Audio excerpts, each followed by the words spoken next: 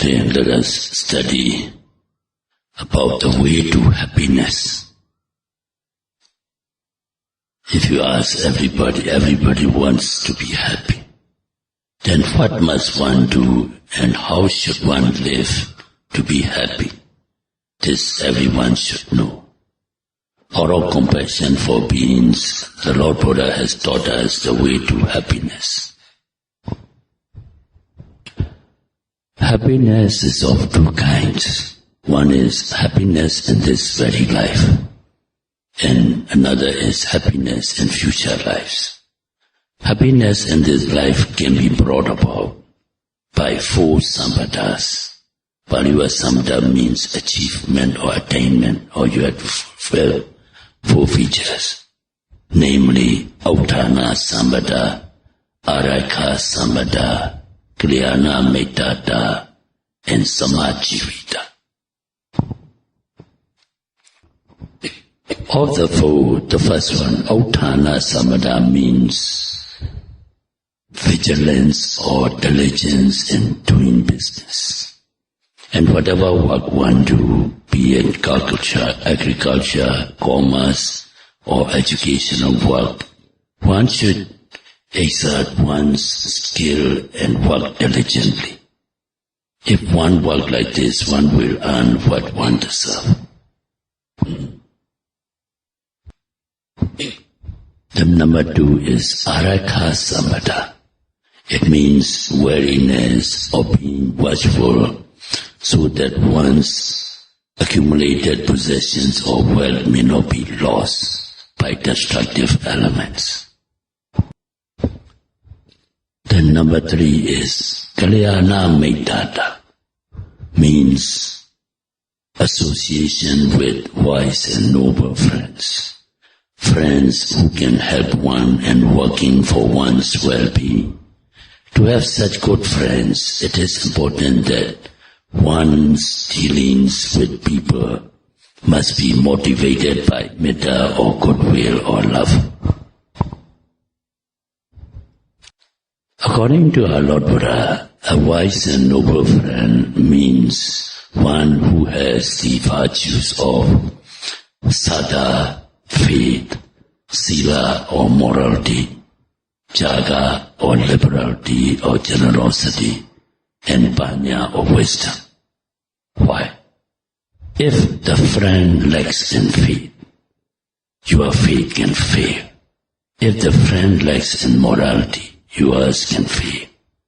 If the friend is not generous and is not wise in matter of the law, one too will be lacking in liberality and higher wisdom. Then the fourth one is Samajivita, means right livelihood or living within one's means. One should spend less than one's income, but not more. If possible, one should lay aside a quarter of one's income and spend the rest. There are many instances of people who live within their means and become rich. There are likewise many instances of people who become rich by following the other sampadas we just now explained. Therefore, to be well off and be happy, one has to try to live by these sampadas or fulfillments. It is more important to be happy in one's future lives throughout samsara, that is a round of rebirths, than to be happy just now. So to be happy throughout the round of rebirths, Buddha has taught us four other sampadas. They are 1. Sada sampata, 2. Sila sampata, 3. Jaga sampata, and 4. Panya sampata. Out of the 4, Sada sampata means faith, to achieve faith. And what one should have faith in? One should have faith in the true Buddha, the true Dhamma, the true Sangha, and law of karma and its result. The true Buddha has 9 virtues. Of the 9 virtues, one is Arahant. It means one who is cleansed of all kilesas or mental defilements like greed, lobha or greed, dosa or hatred, and moha or delusion. Sammasambuddha means one who knows the full truths by one's own knowledge. Buddha means one who has the virtue of knowing all the dhammas by omniscience and teaching the Four Noble Truths so that beings too may know them. One endowed with 3 virtues, with these 3 virtues, the other 6 virtues follow. Putting faith in the Buddha with these virtues is true faith. To have such faith is, in Pali we call Saddha Sammata. The true Dhamma is the 9 Lokuttara, meaning supramundane Dhammas, consisting of 4 Aryan paths, the 4 Aryan fruitions, and Nibbana, and the teaching which makes known these 9 to us. These then are the true Dhamma. The true Sangha is the order of disciples of the Buddha who are pursuing the practice of Sila or morality, Samadhi or concentration, and Panya or higher wisdom, so that they may be free from all kilesas or mental defilements like greed or lobha, hatred or dosa, and delusion or moha. Faith in true Dhamma and true Sangha is true faith. To have such faith too is, in Pali we call Saddha Sammata. Believe in karma and its result. Believe that a bad karma or deed or action brings bad fruit and good karma brings good fruit is true faith.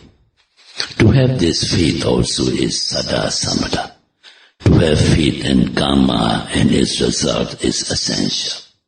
If one does not believe in karma and its effects, or wrongly believes that someone will save us, then one will not do good deeds and will do bad deeds instead. So having not done good deeds, one will not enjoy happiness but meet with sufferings, which are the result of the bad deeds. It is just like someone who, having eaten bad food instead of good or proper food, has to suffer from illness. During Buddha's time, a young man by the name of Supa once put forward a question to our Lord Buddha.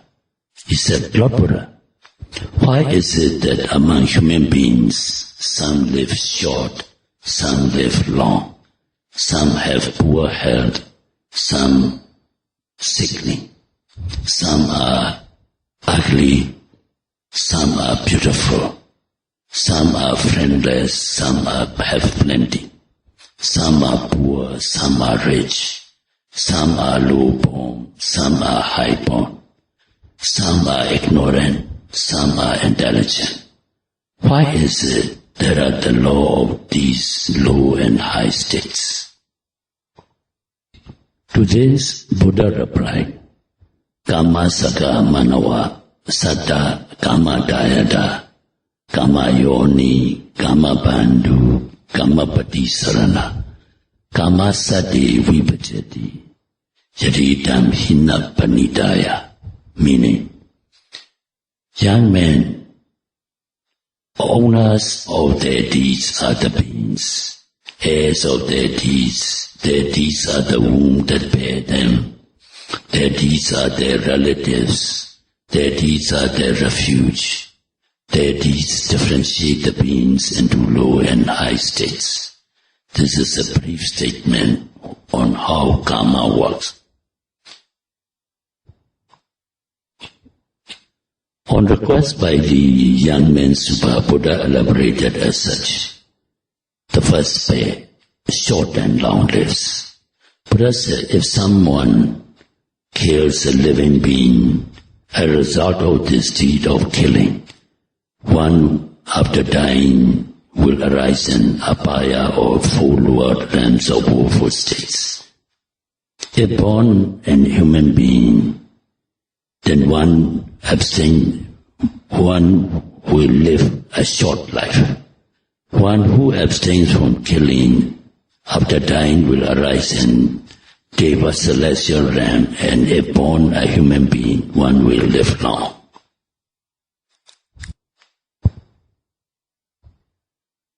Then the second pair of sickness and health.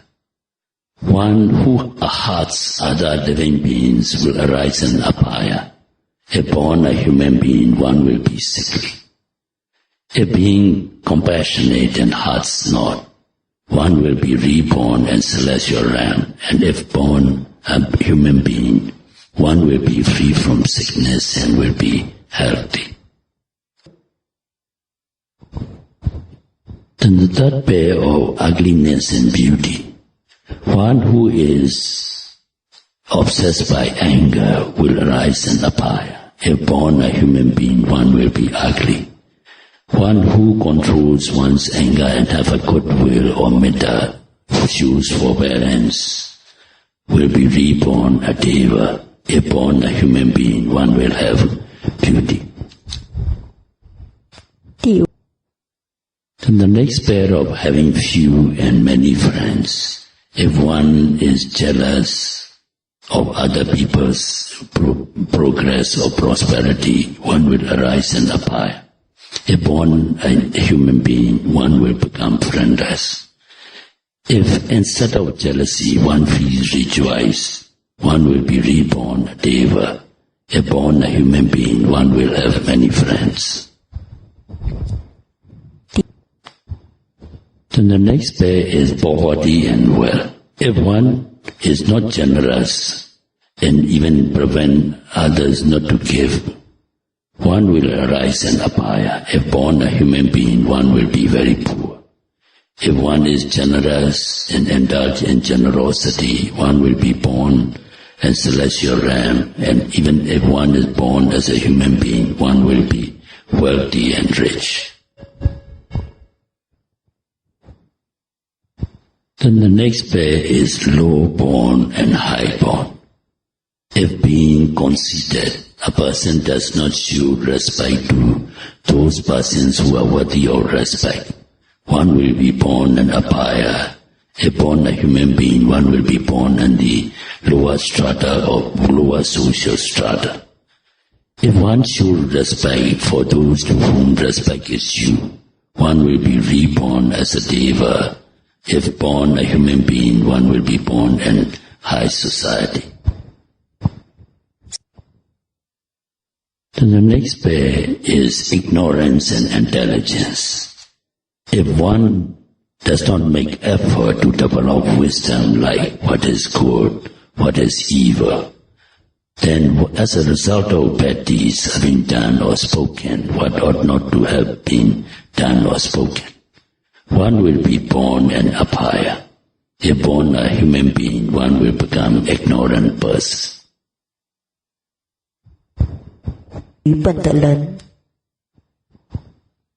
If one is diligent in developing wisdom, like learning what is good, what is evil, what is blameworthy, what is blameless, what ought to be done, what ought not to be done, what deed will bring disadvantages and suffering for long, what deed will bring advantages and happiness for long, one will be reborn a deva. If born a human being, one will be wise and intelligent.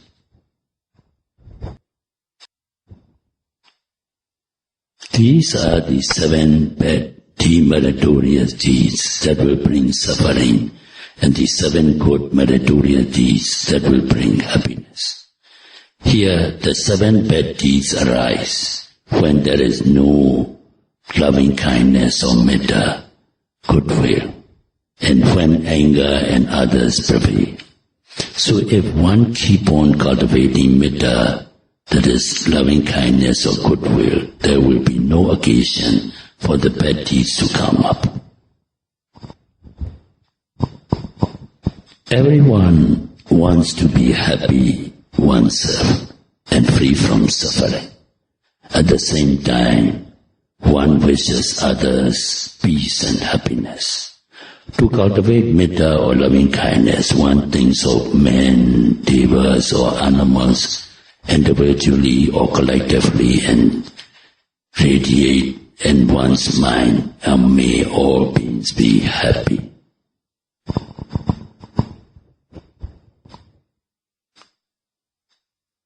This one does in one's mind. If possible, one help them with words of love. If there is something one can do, one do it personally to help them. Even if one cannot help them by bodily action or words, one refrain from acting or speaking what should not be done or said. This is cultivating metta or loving kindness in deeds and words.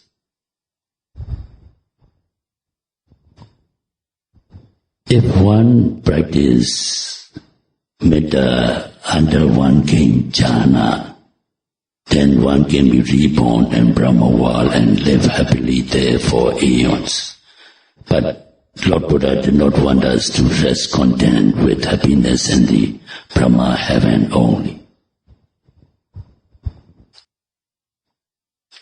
Buddha always advocate all of disciples to practice this vipassana bhavana insight meditation, the practice that will lead one to the attainment of path and fruition and realize Nibbana. So we'll have to talk something about this vipassana bhavana or insight meditation that you all are practicing and familiar. Anyway, we'll have to revise again. Vipassana is meditation on the arising and passing away of the 5 upadana khandhas, meaning 5 aggregates of clinging, and knowing that all are anicca or impermanent, dukkha or unsatisfactory, anatta or egoless. Upadana, grasping, is made of dana, craving, and deity, wrong view, the view that is a living atta or self. The material and mental aggregates grasped by dana and deity are called upadana khandhas. These material and mental aggregates manifest themselves when one sees, hears, smells, tastes, touch and think.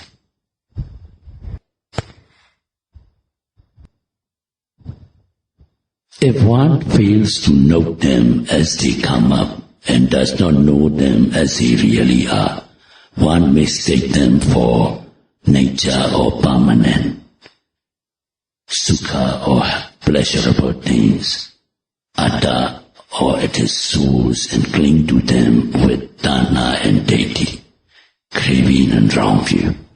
In order that we may not cling to them, we have to note whatever material or mental phenomena comes up when we see or hear and so on.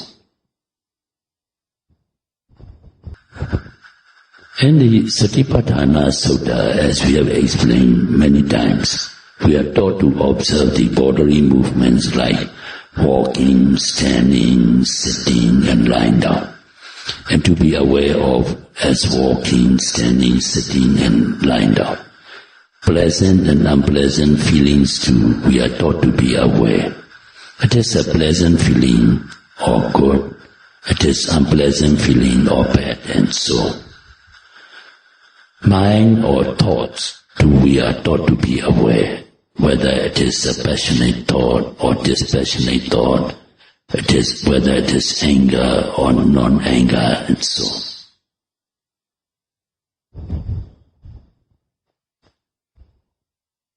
And Dharmanupassana too, as we have many times explained, When you are noting a scene, you have to understand the scene involves the flesh or the physical organ, the eye, the visible object, and the consciousness that arises by these coming together, we call contact.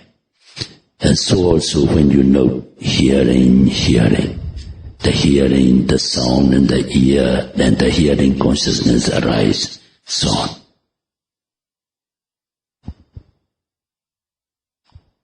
If one fails to note and does not know them as they really are, when one sees or hears, then raga or pleasures and the things seen or sound heard, or dosa or anger, or such kilesas or defilements can arise. And these kilesas, they arouse moral and immoral deeds. Because of these, one may be reborn in lower states of apaya, or one may be born a human or a deva and suffer old age, sickness and death and such miseries. So, one who fails to meditate on the arising material and mental phenomena and fails to know them as they really are is far away from Nibbana. This is explained in Maluchapoda Sutta.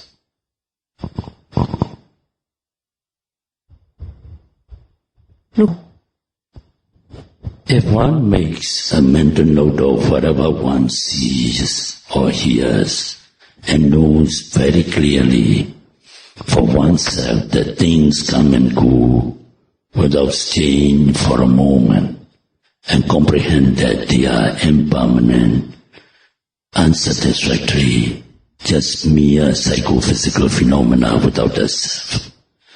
Knowing them as they really are, one lets no chance for the arising of the kilesas or defilements such as raga or lobha,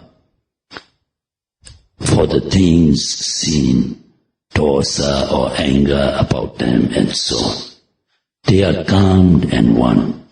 Once free from both moral and immoral deeds, so one is free from suffering or being reborn in the lower realms of awful states.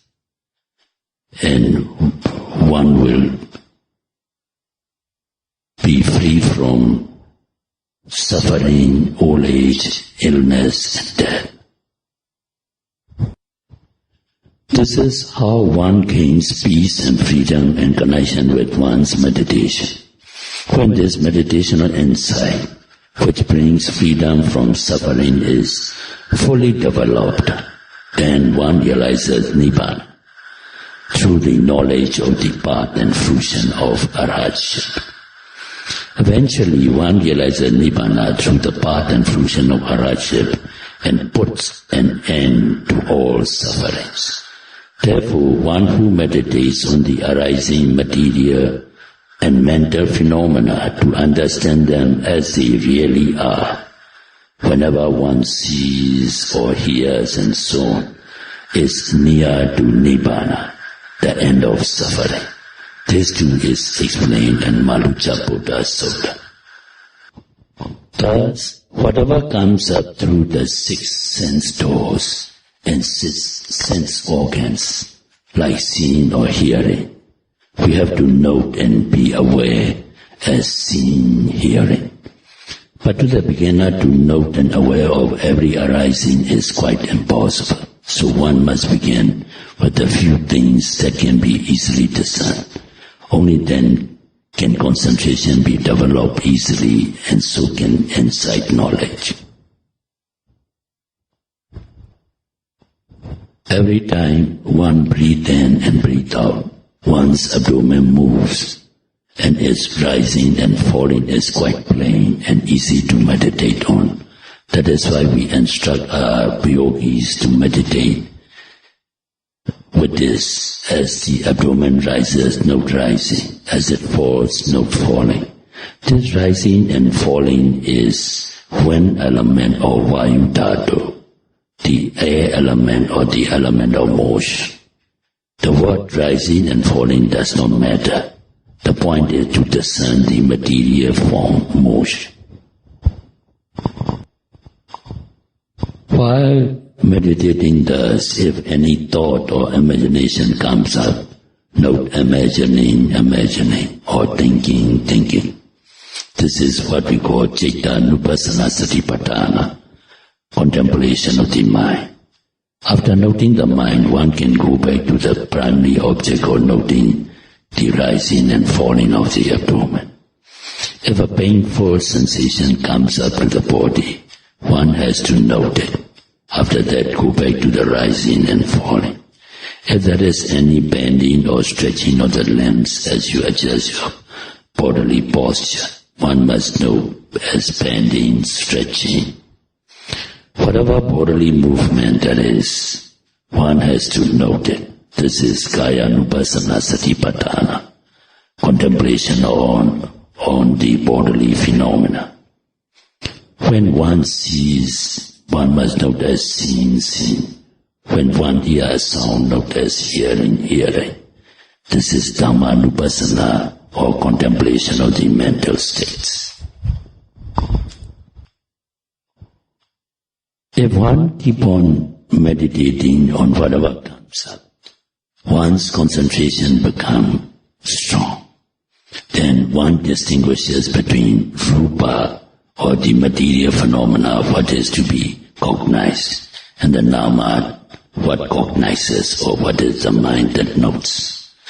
And one knows how cause brings effect, and how this cause and effect relation goes on. One knows how new things arise, and they pass away.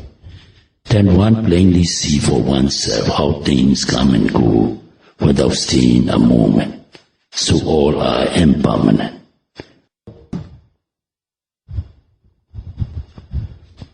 Being impermanent, these psychophysical phenomena are all unsatisfactory, and they arise and pass away on their own accord, subject to nobody's will.